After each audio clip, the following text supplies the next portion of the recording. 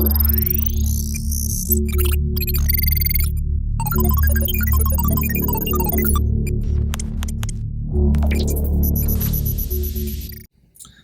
sekarang kita akan coba membaca tabel input-output Indonesia. Oke, sekarang kita coba buka dari website BPS tadi yang di jendela input-output. Kita cari tabel input-output Indonesia transaksi total atas dasar harga pembeli yang di tahun 2016 kita pakai. Kita memakai definisi yang 17 produk aja karena ini adalah untuk kepentingan pengenalan, kita pakai yang paling simple, 17 produk. Oke. Kita buka, kemudian kita unduh. Setelah kita unduh, kita bisa buka tabelnya. Oke, sepertinya ada error. Kita coba unduh lagi. Kemudian kita coba buka.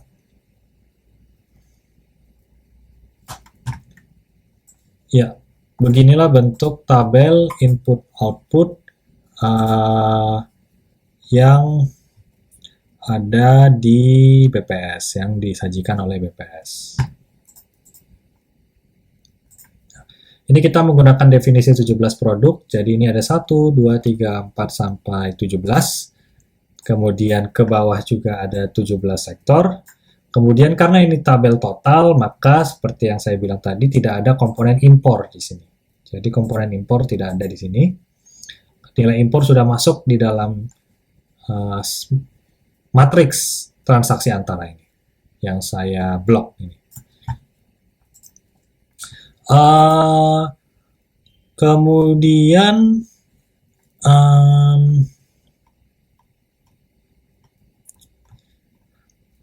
berikutnya adalah dalam kerangka model input-output itu yang disajikan oleh BPS itu setiap sektor dan setiap item ini itu diberikan penomoran tersendiri.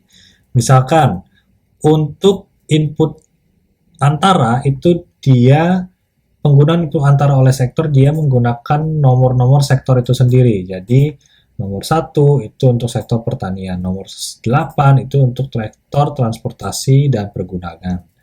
Kemudian untuk total dari penggunaan input antara sendiri, di sini bahasanya adalah total konsumsi antara, total input antara sama saja, itu disimpan di kode 190 atau 1900, depannya 19, 190 depannya. Sementara total output itu disimpan dalam kode 7000 atau 700 depannya, 7000 atau 700. Nilainya dari output dan input tadi itu harus sama untuk setiap sektor. Contoh kita lihat di sektor 1 total outputnya itu adalah 1898, ini dalam satuan juta rupiah, berarti ini 1800 triliun, 1898 triliun. Kalau kita lihat di total penggunaan input oleh sektor 1, jumlahnya juga 1898 triliun. Komponen nilai tambah di dalam tabel input outputnya BPS itu disimpan dalam kode 201, jadi 3 digit 201, di sini 2010 sampai 204. Kebetulan di sini dia sampai 203. Oke. Ada komponen lainnya tadi kalau kita lihat di teori kan ada komponen lainnya ya. Labor, di sini ada labor, ada surplus usaha, kemudian ada komponen ke capital, tapi untuk di penyajian BPS ini dia hanya didefinisikan dalam 3 jenis di sini. jenis input primer. Oke. Jadi yang di atas adalah penggunaan input antara yang di sini. Ini adalah input antara. Kalau yang di bawah ini adalah penggunaan input primer. Dan totalnya disimpan di kode 209. Totalnya. Jadi total dari penggunaan input primer untuk sektor 1 disimpan di baris berkode 209. Untuk pengeluaran konsumsi rumah tangga itu dia disimpan di kode 301. Oke, 301. Kemudian jadi konsumsi sendiri dibagi dua. Dalam definisi BPS ada konsumsi rumah tangga berkode 301. Kemudian konsumsi lembaga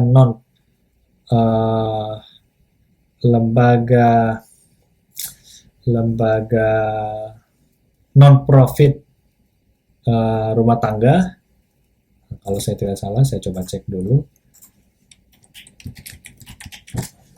Lembaga non-profit yang melayani rumah tangga, LNPRT, itu disimpan di kode 3012. Kemudian komponen final demand yang lainnya, permintaan akhir yang lainnya seperti konsumsi pemerintah, government spending itu di 302, kemudian investasi atau kalau istilah Indonesianya itu pembentukan modal tetap bruto itu disimpan di 303, kemudian ada perubahan inventory 304, kemudian ada ekspor 305 dan 306. Nah, total permintaan akhir itu disimpan di kode 309. Nah, karena ini tabel transaksi total, karena di komponen final demand ini tidak ada unsur impor, supaya tabelnya seimbang, maka di sini ada unsur impor, ditambahkan kolom impor di sini.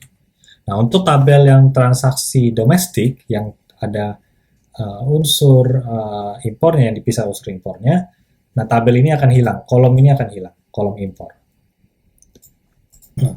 Karena kan sudah dibuang, dipisah di baris yang baru di bawah, sehingga nilai-nilai di sini kan sudah dikurangi impor, jadi tidak perlu lagi koreksi impor sebetulnya.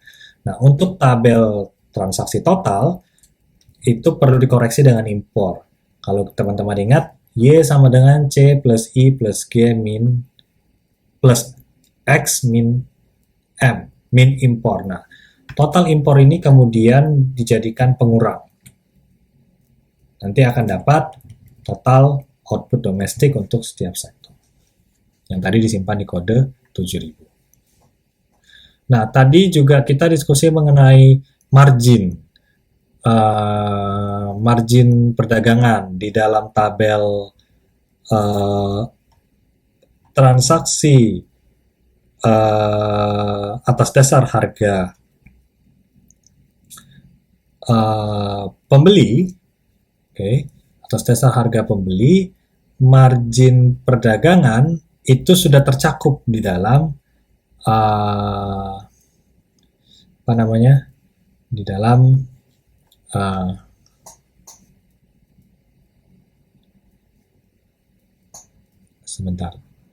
di dalam sel-sel ini.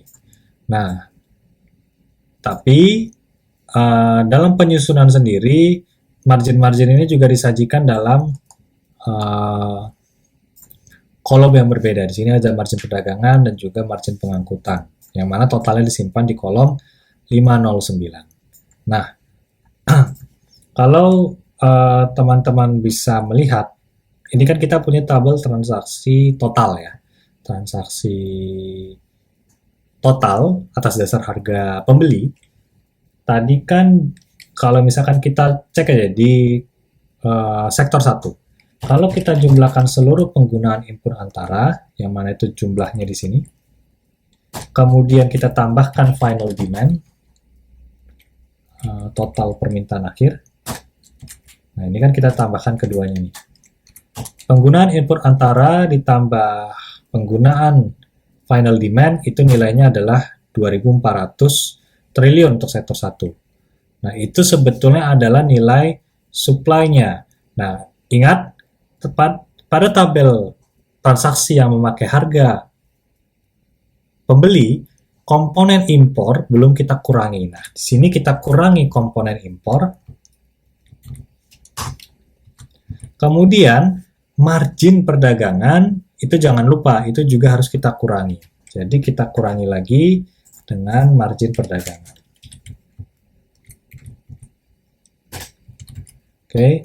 Terakhir, ada pajak dan subsidi. Yang tadi di dalam, karena di harga pembeli kan juga ada, selain ada margin, juga ada pajak dan subsidi. Nah, ini kita keluarkan juga total pajak dan subsidinya, sehingga nanti kita akan dapat nilai outputnya. Nah, ini sama. Nah, jadi total output dari sektoral, yang kalau teman-teman lihat di data PDB, sektoral, itu nilainya adalah nilai yang 1.898 triliun ini ya untuk sektor 1. Nah, itu nilainya sudah bersih dari margin-margin perdagangan, biaya pengangkutan, kemudian pajak subsidi, dan juga nilai impor. Jadi ini sudah nilai bersih outputnya.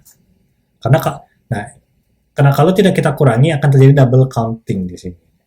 Nilai outputnya bukan nilai output as it is, tapi ada penghitungan berganda dari margin-margin tadi.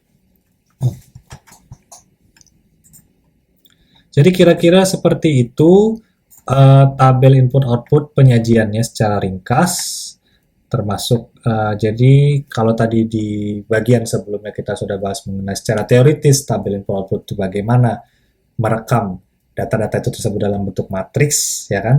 Kita punya kuadran 1, kuadran 2, kemudian kuadran 3, dan jangan lupa juga ada kuadran 4 yang di sini tidak ditampilkan karena itu biasanya untuk kepentingan analisis menggunakan social accounting matrix, tapi karena dalam diskusi kita tidak akan membahas itu, jadi di sini tidak kita gunakan. Jadi 4 kuadran informasi-informasi transaksi tersebut disimpan dalam 4 kuadran di dalam tabel input output. Total output sendiri itu disimpan di sini, ya, di PDB nasionalnya itu datanya disimpan di sini. 23 triliun ya. Ya. 23 triliun. Nah, di sini kalau teman-teman penasaran apakah benar nggak sih nilainya seimbang, silahkan teman-teman coba jumlahkan secara baris dan kolom dan buktikan bahwa apa yang kita bahas di diskusi di bagian sebelumnya mengenai penjumlahan baris dan kolom itu akan menghasilkan data atau pendekatan PDB yang sama. Silakan teman-teman praktikkan di sini nanti. Oke, itu adalah mengenai tadi kita mengenai membaca tabel input output. Pada bagian berikutnya kita akan mencoba mengolah tabel input output yang tadi sudah kita unduh. Jadi kita akan membahas mengenai beberapa analisis seperti analisis keterkaitan, kemudian analisis simulasi, kalau kita ada kebijakan, dampaknya seperti apa, itu akan kita bahas di bagian terakhir ini, pada sesi input output yang pertama.